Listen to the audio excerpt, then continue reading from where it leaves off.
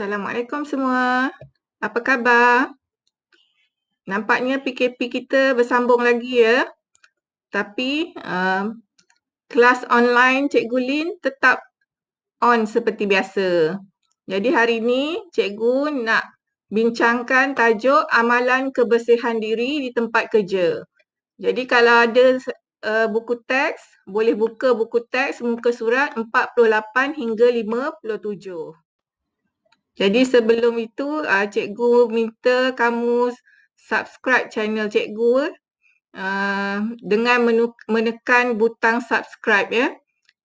Supaya bila kamu ingin menonton semula video cikgu, jadi tidak perlulah kamu scroll di message WhatsApp ataupun Telegram. Okey, boleh terus pergi ke subscription dan di situ akan tersenarai channel cikgu dan kamu boleh menonton semula video-video yang telah cikgu uploadkan di YouTube. Okey, sekarang kita akan bincangkan apakah kepentingan menjaga kebersihan diri. Okay. Yang pertama, kepentingannya ialah kita dapat meningkatkan keyakinan diri pekerja semasa melayan pelanggan. Yang kedua, apabila pelanggan berpuas hati dengan kebersihan diri pekerja, maka dia akan datang ke restoran kita dan juga ia secara langsungnya dapat meningkatkan pendapatan syarikat. Okay. Yang ketiga, dengan menjaga kebersihan diri, ia dapat mencegah berlakunya pencemaran makanan di premis tempat kita bekerja. Dan yang keempat, dia akan memberi kepuasan kepada pelanggan yang datang makan di tempat kerja kita. Okay, seterusnya kita tengok pula amalan kebersihan dan penampilan diri yang sesuai sebagai seorang pengendali makanan. Okay, jadi apakah amalan yang sesuai? Yang pertama iaitu rambut. Okay? Jadi pastikan rambut bersih, diikat dan ditutup semasa mengendalikan makanan.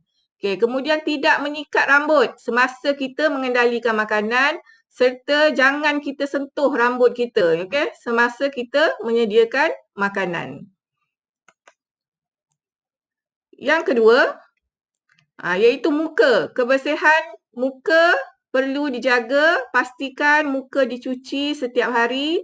Bagi lelaki yang mempunyai misai ataupun janggut, perlu dijaga dengan rapi dan juga kita tidak boleh menyentuh muka kita terutama di kawasan yang berjerawat. Okay. Yang ketiga, kebersihan gigi dan mulut. Okey, iaitu pastikan kamu menggosok gigi sekurang-kurangnya 2 kali sehari. Kemudian tidak mencongkil gigi semasa kita mengendalikan makanan dan juga tidak menyentuh bahagian mulut kita semasa kita mengendalikan makanan. Yang keempat, kulit. Okey, jadi kulit kita pastikan mandi sekurang-kurangnya 2 kali sehari. Kemudian kita keringkan badan kita selepas mandi dengan sempurna supaya untuk mengelakkan penyebaran bakteria. Dan juga tidak menyentuh mana-mana bahagian kulit semasa kita mengendalikan makanan. Dan yang kelima, kebersihan tangan. Okey, pastikan tangan dibersihkan dengan sempurna. Kemudian pastikan kuku dipotong pendek dan juga menggunakan berus kuku untuk menghilangkan kekotoran yang ada di celah-celah kuku kita. Dan jangan memakai barang kemas ataupun perhiasan seperti cincin, gelang tangan semasa kita mengendalikan makanan.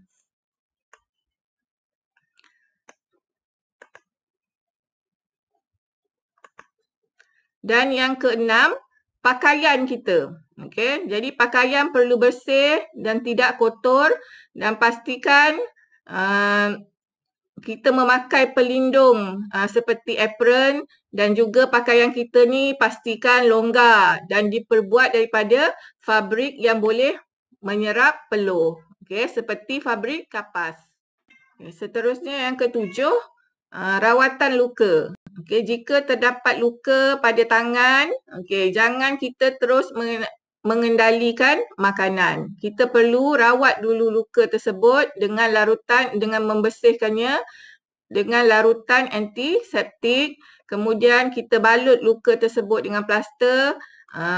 Barulah kita mengendalikan makanan kerana ini untuk mengelakkan penyebaran kuman kepada makanan daripada luka tersebut. Yang ke-8, kesihatan. Okey. Pastikan sebelum kita mengendalikan makanan, okey, kita tidak mengidap penyakit yang berjangkit. Dapatkan rehat yang mencukupi, amal diet pemakanan yang sihat, tidak stres dan juga mengambil suntikan typhoid. Okay, kita tengok pula kepentingan pemilihan jenis pakaian, kasut dan penutup kepala. Okay, kenapa kita kena memilih pakaian, kasut dan penutup kepala yang sesuai? Yang pertama, untuk memastikan keselesaan pergerakan. Bila kita bekerja dalam bidang penyediaan makanan, kita banyak bergerak. Jadi, pakaian yang kita pilih mestilah memberi keselesaan semasa kita bergerak. Dan juga yang kedua, boleh menjamin keselamatan. Okay? Jadi, pakaian yang kita pakai dapat menjamin keselamatan kita jika berlaku apa-apa kemalangan di tempat kerja. Yang ketiga, boleh mencegah daripada berlaku pencemaran makanan. Okay? Jadi pemilihan pakaian ni, contohnya kalau kita pakai pakaian yang terdedah, yang banyak menampakkan kulit, maka boleh berlaku pencemaran daripada kulit kepada makanan yang kita sediakan. Dan yang keempat, boleh mempamerkan penampilan diri kita yang lebih menarik. Okay, seterusnya saya akan terangkan tentang reka bentuk pakaian yang selamat mengikut bidang kerja. Yang pertama, kita bincangkan tentang pakaian chef. Okay. Topi chef. Okay. Jadi topi chef berbentuk seperti tabung. Dan juga ketinggian topi chef ini menunjukkan posisi seorang chef. Jadi bukan semua yang bekerja di bahagian dapur tu boleh pakai topi yang tinggi ni. Okay, sebenarnya chef ni dia ada hierarki dia. Chef di dapur hotel ni dia jawatan yang paling tinggi sekali ialah kita panggil sebagai executive chef. Bawah executive chef kita panggil sebagai sous chef. Kemudian chef di parti dan yang keempat iaitu demi chef. Jadi yang ada jawatan chef ni dia sahaja yang boleh memakai topi yang tinggi. Bawah demi chef tu kita panggil sebagai komis. Okey. Dan juga bawah komis ni ada 3 pula. Komis 1, komis 2, komis 3 dan bawah komis 3 tu ialah pembantu dapur. Okey, jadi yang komis dan juga pembantu dapur ni dia memakai topi yang bentuk seperti cap. Okey, yang bukan yang tinggi macam ni lah. Okey. Kemudian seluar dia juga berbeza dengan chef. Chef saja yang boleh pakai seluar yang warna hitam. Untuk komis dan juga pembantu dapur, seluarnya ialah seluar yang petak. Okay, kemudian untuk topi chef juga, topi chef ni dia mesti ada lubang di bahagian atasnya untuk pengudaraan. Dan juga topi chef ini juga mestilah dapat mengelakkan rambut daripada masuk ke dalam makanan. Dan juga boleh menyerap peluh di bahagian dahi. Okay, kemudian kita pergi kepada skarf leher yang dipakai oleh seorang chef. Okay, jadi skarf leher ni dia mestilah diperbuat daripada fabrik kapas. Okey, kenapa fabrik kapas? Kerana fabrik kapas boleh menyerap peluh daripada menitis ke dalam makanan. Seterusnya, baju chef. Okey, baju chef seelok-eloknya berlengan panjang supaya untuk mengelakkan berlaku kecederaan kepada tangan semasa menyediakan makanan. Dan juga berwarna putih untuk melambangkan kebersihan. Dan juga diperbuat daripada fabrik kapas yang tebal. Kalau boleh tebal lah, sebab kalau ada minyak tertumpah ke, jadi lambat sikit nak meresap ke kulit. Okey, dan juga bahagian dada dia dua lapis ya. Kenapa dua lapis? Supaya untuk melindungi bahagian dada tu daripada panas api daripada dapur. Dan juga rekaan butang dia berganda. Kenapa kena ada butang berganda? Supaya untuk memudahkan kita nak buka baju tersebut apabila berlaku kemalangan. Dan juga kita boleh tukar. Jika bahagian depan tu kotor, maka kita boleh buka, alihkan bahagian belakang tu bawa ke depan supaya nampak baju tu nampak bersih. Okey, kekotoran tu telah terlindung di belakang baju tersebut. Seterusnya, apron. Okey, apron mesti diperbuat daripada fabrik kapas yang tebal dan juga boleh menyerap peluh dan warnanya disyorkan warna gelap supaya tidak nampak kekotoran yang ada pada apron tersebut. Seluar chef. Okey, seluar mestilah seluar panjang. Diperbuat daripada fabrik kapas yang tebal juga dan juga boleh menyerap peluh dan warnanya gelap agar tidak nampak kekotoran. Okay, kasut pula mestilah memakai kasut keselamatan, okay, ataupun safety shoes. Okay. Apa itu kasut keselamatan? Kasut keselamatan ni dia diperbuat daripada getah yang tebal. Okay. Supaya untuk mengelakkan daripada tergelincir. Sebab di ruang dapur ni ada air tumpah, minyak yang tumpah. Jadi untuk mengelakkan berlaku kemalangan, maka pakai kasut yang tidak mudah tergelincir. Okey, dan juga bahagian atas kasut itu dilindungi dengan besi. Okey, untuk melindungi kaki kita daripada benda berat yang jatuh ke atas kaki ataupun pisau yang jatuh ke kaki kita. Okey, kita tengok pula reka bentuk pakaian untuk pramusaji. Okay, pramusaji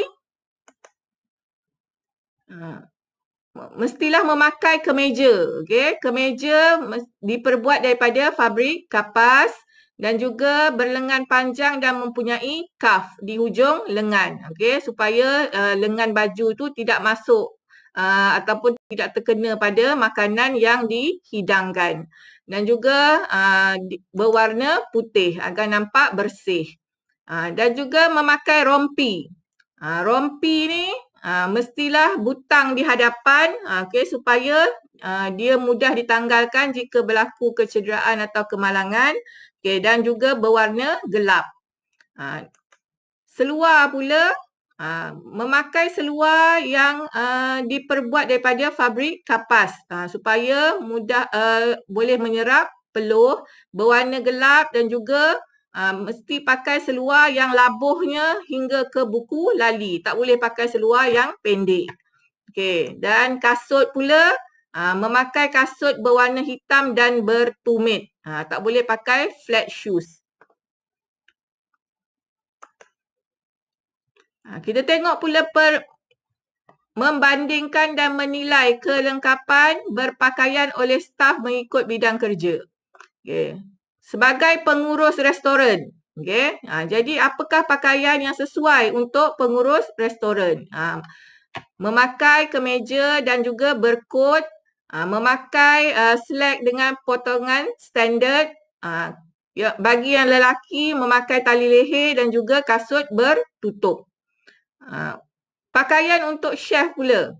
Pakaian untuk chef memakai pakaian seragam yang mempunyai butang berganda, kemudian berlengan panjang, seluar panjang dengan potongan standard, pakai scarf dan juga kasut tertutup. Dan juga pramusaji. Pramusaji pula memakai kemeja dan dengan rompi di luar, memakai seluar berwarna hitam, kasut bertumit dan berwarna hitam dan juga memakai bow tie. Penutup kepala pula.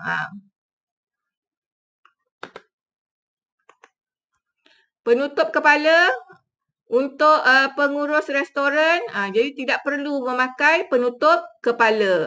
Rambut hanya perlu menyisir rambut supaya nampak kemas dan rapi. Kemudian untuk chef, memakai penutup kepala bagi lelaki dan juga perempuan yang tidak bertudung.